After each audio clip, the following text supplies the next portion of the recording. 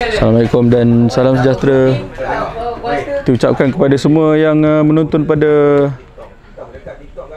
aksi malam ini.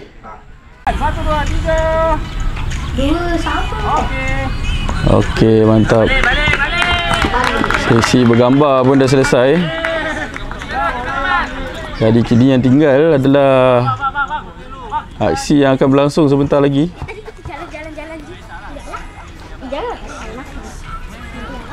Bagi yang baru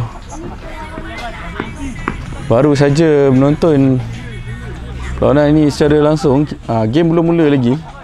Kita hari ini bersiaran di Football Hall Eco Grando.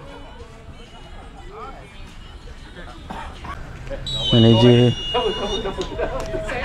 Jadi bermulalah aksi Derby Puncak Bestari. Perlawanan ini adalah edisi ketiga Derby Puncak Bestari ni. Itu gerak yang baik. Oh, ini peluang yang baik. 1-1 bersama keeper. Peluang untuk Cendana mendapatkan gol pertama.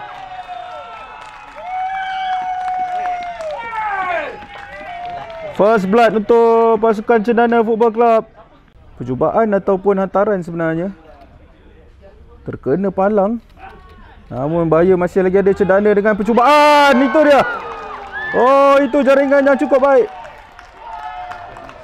untuk memberikan gol kedua untuk pasukan Cendana. Datang lagi. Pasukan Cendana terus bertahan. Oh, itu turning yang baik. Peluang untuk berhenti bom menjadikan gol. Dan itu dia.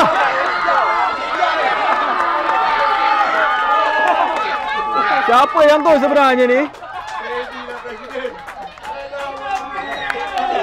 Nanti itu dia, Presiden berhenti gol. Cari dia push. Clearance terus dilakukan dan tamatlah sudah perlawanan. Dan akhirnya